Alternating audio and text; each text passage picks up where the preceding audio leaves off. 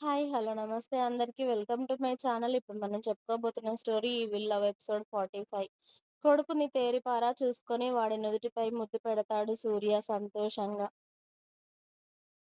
ఆ తర్వాత నిత్య, విజయ్, సరళ అందరూ తల ఒకసారి ఎత్తుకొని వాడికి ముద్దులు పెడుతూ అసలే ఎర్రగా ఉన్నవాడిని ఇంకా ఎర్రగా చేసి వాడిని ఏడిపిస్తారు. మళ్ళీ సూర్య చేతుల్లోకి వచ్చాక అప్పుడు వాడి ఏడుపు ఆపి తండ్రిని చూస్తూ ఉంటాడు. వాడి చిన్ని చిన్ని కళ్ళని పెద్దవి చేసి చూస్తూ. "ఏరా మీ డ్యాడీ అని నీకు తెలుసా? మీ డ్యాడీ దగ్గరికెళ్ళేసరికి ఏడుపు ఆపావు ఆ?" అంటూ విజయ్ అంటూ ఉంటే వాడు మాత్రం సూర్యనే చూస్తూ ఉన్నాడు. "విజయ్ ముందు బాబుని డాక్టర్ గారికి చూపించాలి కదరా!" అని సూర్య ఇంకా విజయ్ వెళ్లి బాబుని డాక్టర్‌కి చూపించుకు వస్తారు. బాబు హెల్తీగా ఉండడంతో మళ్ళీ వీళ్ళు నిత్య వాళ్ళ దగ్గరకొచ్చేసరికి ప్రణవిని రూమ్‌కి షిఫ్ట్ చేశారు అన్న విషయం చెప్తారు.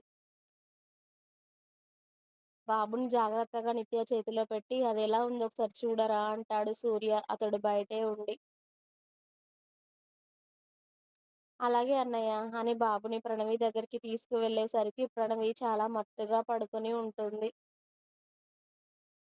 అది చూసిన నిత్య బాబుని ప్రణవి పక్కన పడుకోబెట్టి మళ్ళీ సూర్య దగ్గరికి వచ్చి "అన్నయ్య తను పడుకొనుంది. ఇప్పుడు అప్పుడే లేవదనుకుంటా. మీరొకసారి చూద్దురు గాని రండి" అంది.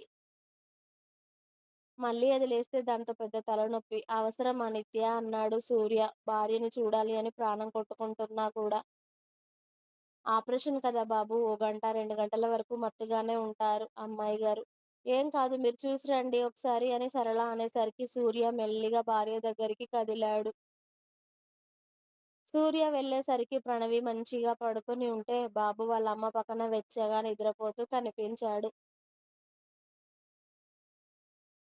ఆ ఇద్దరిని అలా చూసి సంతోషంగా అనిపించింది సూర్యకి.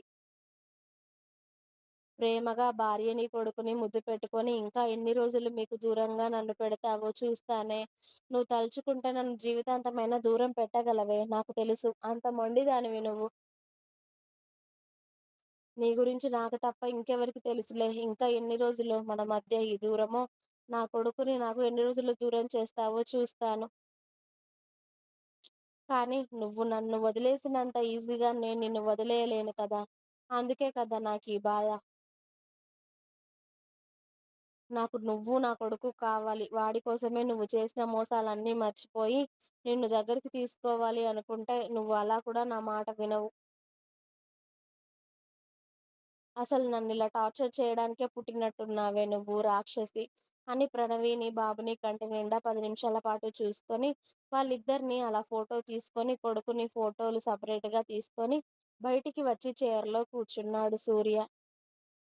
సూర్య అలా కూర్చోగానే విజయ్ అతడి పక్కకు వెళ్లి కూర్చొని, "సూర్య, అమ్మ నాన్నకి ఈ విషయం చెప్తావా?" అని అడిగాడు. "ఇప్పుడు నేను పడుతున్న బాధ చాలదా? వాళ్ళకి దూరంగా ఉంటూ, ఇప్పుడు వాళ్ళు కూడా ఈ విషయం తెలిసి వాళ్ళు కూడా బాధపడాలా విజయ్" అన్నాడు సూర్య. "అది కాదురా! తర్వాత ఎప్పుడైనా తెలియాల్సిందే కదా! అప్పుడెలా అంటున్నా." "తర్వాతెప్పుడురా? నాకు తెలిసి ఆ విషయం అది ఎవరికీ తెలియకుండానే ఉంచుతుంది. చూడు, ఇప్పుడిప్పుడే వాళ్ళు బాధల నుండి కోలుకుంటున్నారు. ఇప్పుడు నేను ఈ విషయం చెప్పి మళ్ళీ వాళ్ళని బాధ పెట్టదలుచుకోలేదు. అది ఏం చేస్తుందో చేసుకోనివ్వు. అదేం చేసినా చూస్తూ ఉండడమే నా పనైపోయింది. అంతే. తనని అలానే వదిలేస్తే ఇంకా మొండిగా చేస్తుంది కదరా! అదిప్పుడెవరైనా మాట్లాడితే ఇక్కడి నుండి కూడా ఎక్కడికైనా దూరంగా వెళ్ళిపోతుంది. అవసరమా? అదేదో కనీసం దగ్గరున్నా కూడా వాళ్ళని కంటితో చూసుకుంటాను. వద్ వదిలేయ్ విజయ్. అది నాకు దూరంగా ఉండాలని ఎంత బలంగా కోరుకుంటుందో నాకు తెలుసు. దానిని అలాగే ఉండనివ్వు. ఇక్కడ ఉన్నా కూడా నా కొడుకుని రోజుకొకసారి చూసి సంతోషపడతాను. అదే బలవంతం చేస్తే అది వాడిని తీసుకొని మనకి చెప్పకుండా ఎక్కడికైనా వెళ్తే, ఆ చూపు కూడా నేను నోచుకోకుండా అయిపోతాను. దానికన్నా ఇదే బెటర్" అన్నాడు సూర్య. సూర్యనే బాధగా చూస్తూ ఉండిపోయారు సరళ, నిత్య, విజయ్ అతడి మాటలకి. నిత్య, సరళ ప్రణవి దగ్గరికి వెళ్ళేసరికి గంట తర్వాత మెల్లిగా మత్తు వదిలి తనకి నొప్పి తెలియడంతో కళ్ళు తెరుస్తూ ఉంటుంది ప్రణవి. "ప్రణవి ఎలా ఉందే?" అని అడిగింది నిత్య ప్రణవి దగ్గరికి వెళ్ళి. కాస్త పెయిన్‌గా అనిపిస్తుందే. పాపా, బాబా అని అడిగింది తన పక్కన ఉన్న బాబుని చూస్తూ. బాబు ఎలా ఉన్నాడే? అచ్చం వాడి డ్యాడీలానే ఉన్నాడా? హ్మ్.